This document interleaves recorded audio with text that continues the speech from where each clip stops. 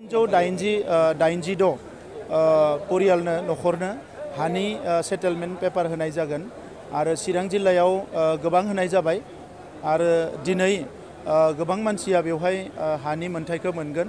जों बयबो हास्थायो, जों बयबो लुबैयो जे जोंनि ओनसोलाव रायजो जानाय जोंनि बर' माहारिजों लोगोसे जायफ्रा इलिजिबल बिसोरो हानि मोनथायखौ मोननांगो। मानोना जाय नखराव फुवासेबो एबा बिगासेबो हा गैया बिथांमोना जोबोद खस्थ'आव संसार जानो गोनां जायो। दा बेखौनो नोजोर होनानै जोङो बिनि सायाव गोख्रों खामानि मावबाय थादों। फारसेथिं जोंनि हा हुखौ रैखाथि होनाय, गुबुन फारसेथिं जोंनि मानसिफोरनो हानि अधिकारखौ होनाय। दा बेवहाय दिनैसिम जों हिसाब खालामबाय बोसोरनै मोजां खामानि मावदों आरो बे बोसोरनैयाव जोङो दासिम 1,43,000 अफलाइन जोङो होनो हादों आरो अनलाइनाव 91,000 एप्लाइ खालामदों आरो बेयाव 65,000नो जोङो दायो हानि माखासे सेटेलमेन्टनि पेपार एबा सलुसनखौ जोङो होनो हादों। दा नंखायनो आं सानो जे आरो जिखिनि जोंहा सम दङ बेवहाय 80निफ्राय 90 जौखोन्दो जोंनि माहारिनि मानसिफोरनो जोङो हानि जेंनाफोरखौ सुस्रांनो सानदों आरो UPPL सरकारनि जि थांखि बेवहाय गोजोन गायसननायजों लोगोसे हारि माहारिजों गोख्रों सोमोन्दो दानाय। मानोना जोङो दा बेवहाय रुलिं माहारि जाबाय, बे हिसाबै गासैजोंबो गोख्रों सोमोन्दो दानो हानाय जायोब्ला अब्ला जोंनि इयुनाव आद्रा थानाय थांखिफोरखौ जोङो सुफुंनो हागोन। बिथांमोनाबो जोंजों मदद होगोन। आगोलनि समाव राजखान्थिनि माखासे गोरोन्थिनि थाखाय बर' अनाबर' जादोंमोन, नाथाय बेफोर थासारिखौ दिनै जोङो फोजोबनो हाबाय। आं मिजिंथिदों दा बे हा हुनि मोनथायफोरखौ मोननाय लोगो लोगोनो सोलोंथाइनि जेंनाफोरा सुस्रांजानाय लोगो लोगोनो गासैबो मोजां थासारियाव फैगोन आरो जोङो जोंनि जि गुबै थांखि बर' माहारिनि बेवहाय जोङो दावगालांनो हागोन। पट्टा होनायनि गेजेराव बेवहायबो 40,000निख्रुइ बांसिन होनाय जाबाय आरो बेवहाय दासिम जोङो मिजिंथिदों जे जायफ्रा 5 बोसोर जाबाय आगोलाव एफा एनै मोननाय आरो दा जोंनि सरकार जोबनायनि उनाव 5 बोसोर जायफोर जागोन बिथांमोनखौ थाबैनो रेभिनिउआव जोङो सोलायनाय जागोन आरो फरेस्ट ओनसोलाव जायफोर दङ जायफ्रा इलिजिबल बिसोरनोबो जोङो थाबैनो हानि पाट्टाफोरखौ होजोबनाय जागोन।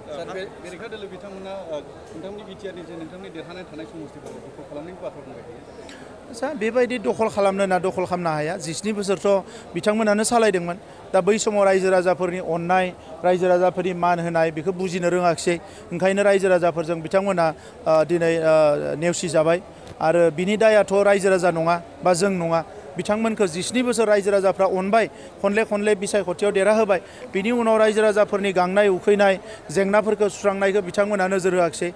जाला लोंलायखौसो बिथांमोना गोसो होबाय सरकार सलायनाय समाव। दा दिनै बिथांमोना जियानो बुङा मानो बिथांमोना मोनसेसो समस्ति देरहागोन ना देरहाया आंहा सन्देह दङ। मानोना देबारगाव समस्तिनिफ्रायबो गोबां जोंनि दोलोआव जइन जाखाबाय। दा नंखायनो बबे समस्तिखौ देरहागोन बिथांमोना आंहा बेवहाय सन्देह दङ।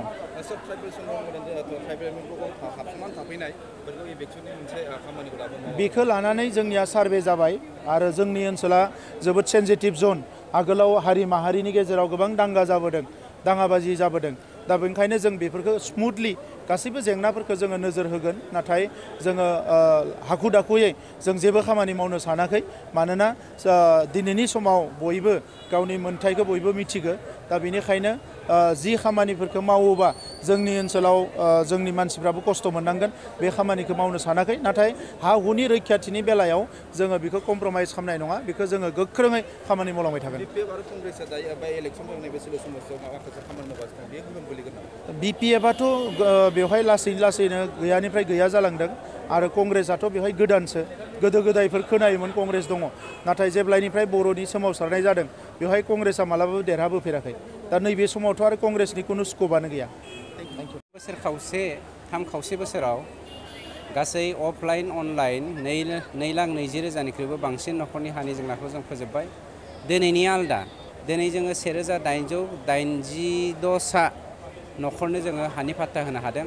सिडली आरो बेंटल सार्कोलनि सिङाव 3,000निख्रुइबो बांसिन जोंहा हा होनो गोनां दंबावो। जों रेडि खालामगासिनो दङ।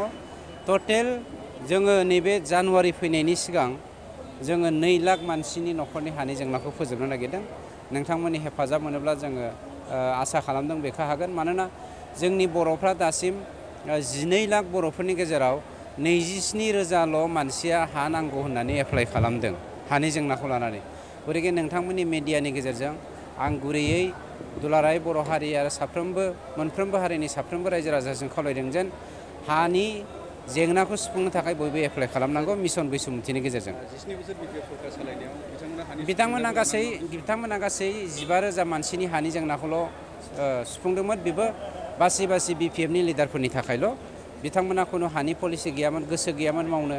हानि जेंनाखौ दोनबाय थायोब्ला जोंनि गेजेराव नांलाय खमलाय जाबाय थागोन। नांलाय खमलाय जायोबा पलिटिकेलि बिथांमोना लाब जागोन, बे थांखिजों बिथांमोना खामानिखौ मावाखै। जोंनि बर' फिसाफोरखौ दासिम ग्रेजिं लेंकआव थानायखौ नुनो मोनदों। ग्रेजिं लेंकनि खामानिखौ जोङो मावफुंगासिनो दङ। आं बेखौ मिडियायाव बुंथ'ला। एप्लाइ खालामनांगौ, नोंथांमोननि मिडियानि गेजेरजों बिसोर खावलायदों। ग्रेजिं लेन्डआव थानाय साफ्रोमबो बर' फिसाफ्रा एप्लाइ खालामनांगौ। लेन्डनि गुबै ओंथियानो जादों सान्थि। मुलुगाव बयनिख्रुइबो सान्थिसिन थावनियानो जादों सुइजारलेण्ड। आरो BTRआव जोङो सान्थि गायसनबाय माने सुइजारलेण्ड जाबाय। गोबां मानसिफ्रा असान्थिखौ लुबैखायनो बिथांमोना सुइजारलेण्ड। व्हाट इज द मिनिं अफ सुइजारलेण्ड, व्हाट इज द मिनिं अफ पिस, बिनि डिफारेन्सखौनि मिथियाबाथ' बिथांमोना बुंखागोन।